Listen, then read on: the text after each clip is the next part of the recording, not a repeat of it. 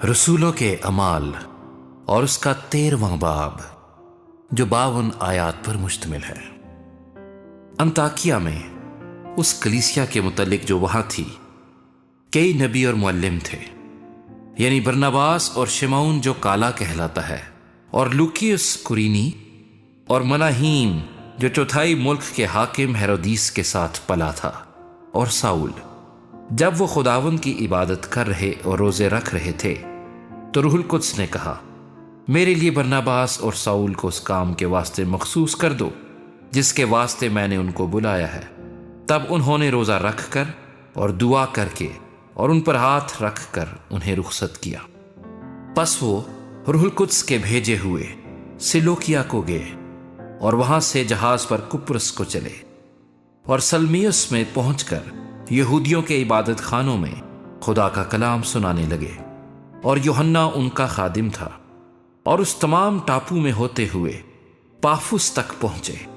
وہاں انہیں ایک یہودی جادوگر اور جھوٹا نبی بریسو نام ملا۔ وہ سرگیوس پولس صوبیدار کے ساتھ تھا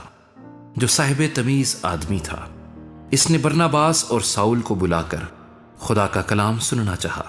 مگر الیماس جادوگر نے، کہ یہی اس کے نام کا ترجمہ ہے، ان کی مخالفت کی اور صوبیدار کو ایمان لانے سے روکنا چاہا۔ اور ساؤل نے، جس کا نام پولس بھی ہے، روح القدس سے بھر کر اس پر غور سے نظر کی اور کہا کہ اے ابلیس کے فرزند،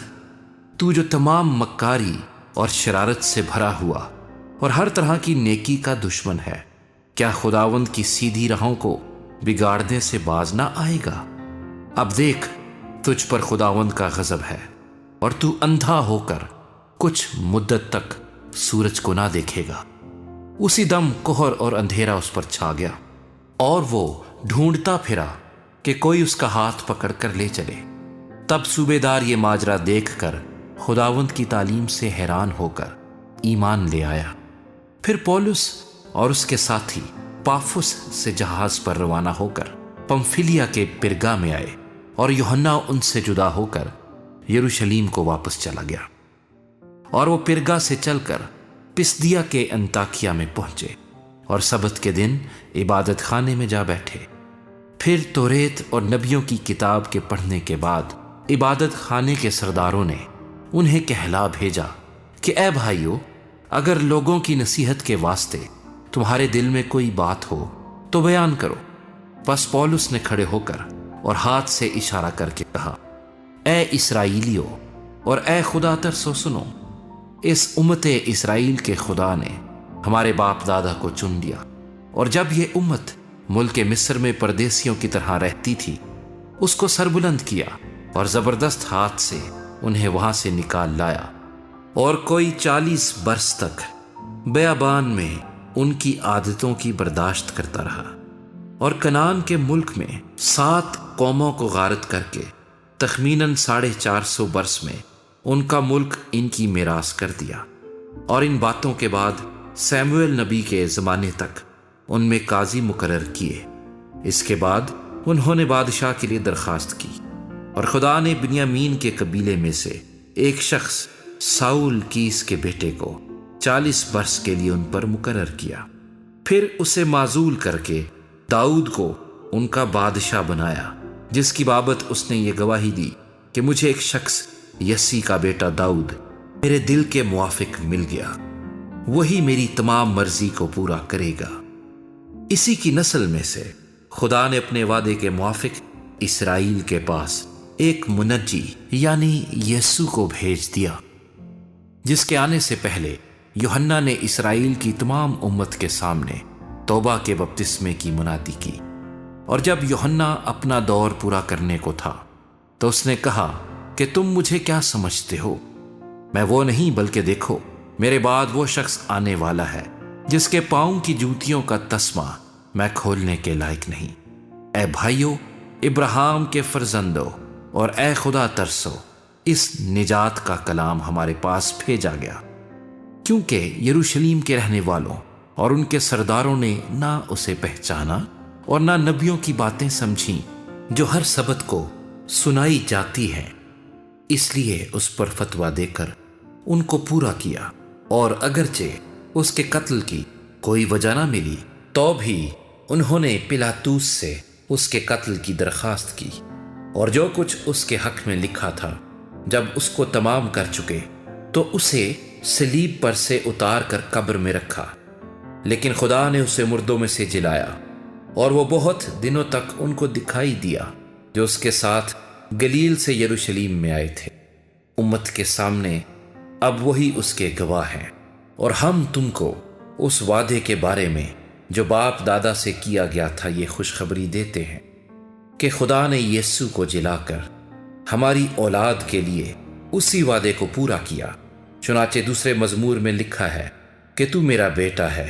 آج تو مجھ سے پیدا ہوا، اور اس کے اس طرح مردوں میں سے جلانے کی بابت کہ پھر کبھی نہ مرے، اس نے یوں کہا کہ میں داؤد کی پاک اور سچی نعمتیں تمہیں دوں گا۔ چنانچہ وہ ایک اور مزمور میں بھی کہتا ہے کہ تو اپنے مقدس کے سڑنے کی نوبت پہنچنے نہ دے گا، کیونکہ داؤد تو اپنے وقت میں خدا کی مرضی کا تابع دار رہ کر سو گیا اور اپنے باپ دادا سے جا ملا، اور اس کے سڑنے کی نوبت پہنچی، مگر جس کو خدا نے جلایا اس کے سڑنے کی نوبت نہیں پہنچی۔ پس اے بھائیو، تمہیں معلوم ہو کہ اسی کے وسیلے سے تم کو گناہوں کی معافی کی خبر دی جاتی ہے، اور موسیٰ کی شریعت کے باعث جن باتوں سے تم بری نہیں ہو سکتے تھے ان سب سے ہر ایک ایمان لانے والا اس کے باعث بری ہوتا ہے۔ پس خبردار، ایسا نہ ہو کہ جو نبیوں کی کتاب میں آیا ہے وہ تم پر صادق آئے کہ اے تحقیر کرنے والو، دیکھو، تعجب کرو اور مٹ جاؤ، کیونکہ میں تمہارے زمانے میں ایک کام کرتا ہوں، ایسا کام کہ اگر کوئی تم سے بیان کرے تو کبھی اس کا یقین نہ کرو گے۔ ان کے باہر جاتے وقت لوگ منت کرنے لگے کہ اگلے سبت کو بھی یہ باتیں ہمیں سنائی جائیں۔ جب مجلس برخاست ہوئی تو بہت سے یہودی اور خدا پرست نو مرید یہودی پولس اور برناباس کے پیچھے ہو لیے۔ انہوں نے ان سے کلام کیا اور ترغیب دی کہ خدا کے فضل پر قائم رہو۔ دوسرے سبت کو تقریباً سارا شہر خدا کا کلام سننے کو اکٹھا ہوا، مگر یہودی اتنی بھیڑ دیکھ کر حسد سے بھر گئے اور پولس کی باتوں کی مخالفت کرنے اور کفر بکنے لگے۔ پولس اور برناباس دلیر ہو کر کہنے لگے کہ ضرور تھا کہ خدا کا کلام پہلے تمہیں سنایا جائے، لیکن چونکہ تم اس کو رد کرتے ہو اور اپنے آپ کو ہمیشہ کی زندگی کے ناقابل ٹھہراتے ہو، تو دیکھو ہم غیر قوموں کی طرف متوجہ ہوتے ہیں، کیونکہ خداوند نے ہمیں یہ حکم دیا ہے کہ میں نے تجھ کو غیر قوموں کے لیے نور مقرر کیا تاکہ تو زمین کی انتہا تک نجات کا باعث ہو۔ غیر قوم والے یہ سن کر خوش ہوئے اور خدا کے کلام کی بڑائی کرنے لگے، اور جتنے ہمیشہ کی زندگی کے لیے مقرر کیے گئے تھے ایمان لے آئے، اور اس تمام علاقے میں خدا کا کلام پھیل گیا۔ مگر یہودیوں نے خدا پرست اور عزت دار عورتوں اور شہر کے رئیسوں کو ابھارا اور پولس اور برناباس کو ستانے پر